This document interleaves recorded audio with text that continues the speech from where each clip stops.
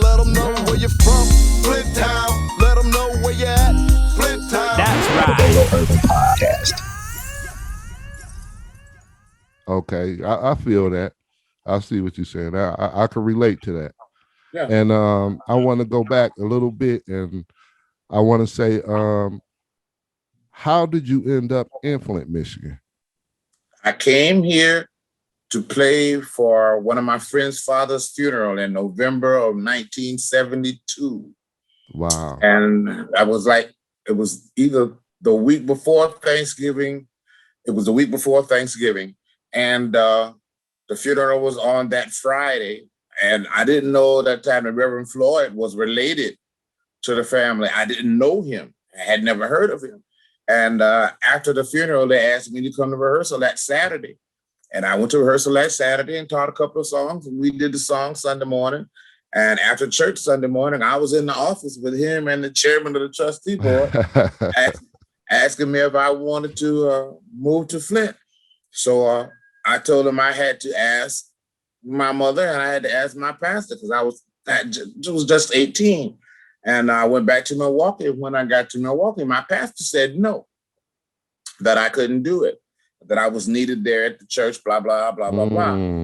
And I told my mom what he said. And a couple of days later, she came to me and said, well, look, if you're really that sure you want to go to Flint, I'll pack your bags and help you go. And 2 weeks later, I was here. The DALO Urban Podcast. I know you got a lot of hits out, a lot of hits that you produced and you put together. And one of them, one of the first ones I remember the Keith Pringle. Woo! No Greater Love, is it? Oh man. Yeah. And see what we got to realize. Let me break this down.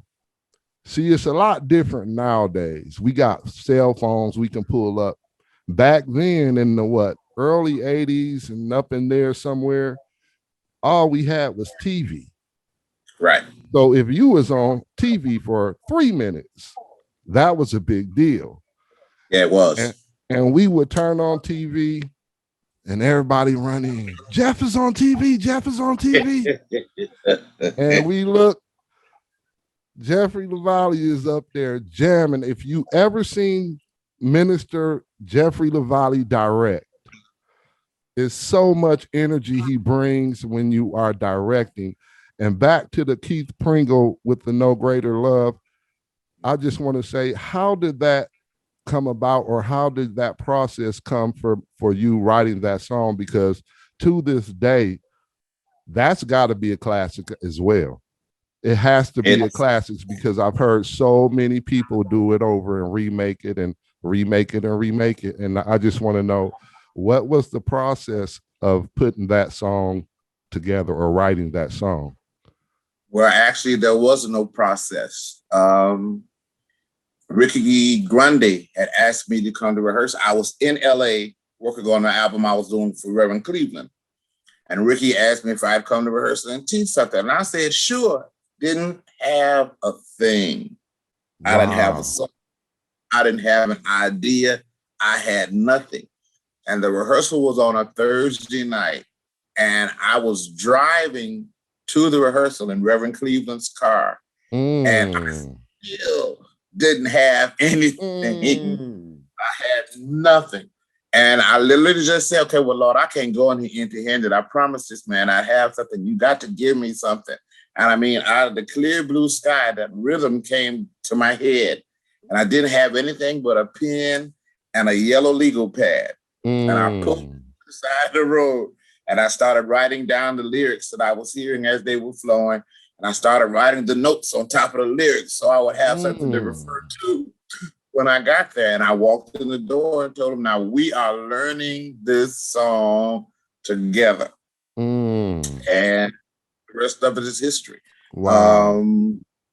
Matter of fact, it was actually a full choir song. And when I left to come back to Flint and then went back to the section, Keith said, oh no, I'm getting a part of this. I'm singing part of it. He decided he would be on it, and that's how that came about.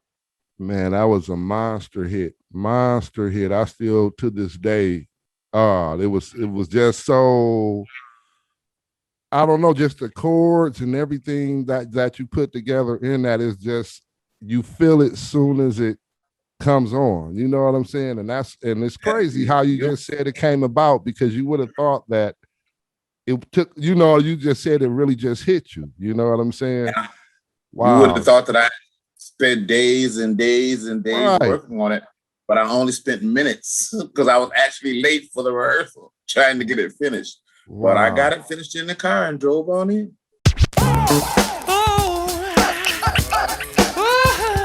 The DALO Urban Podcast.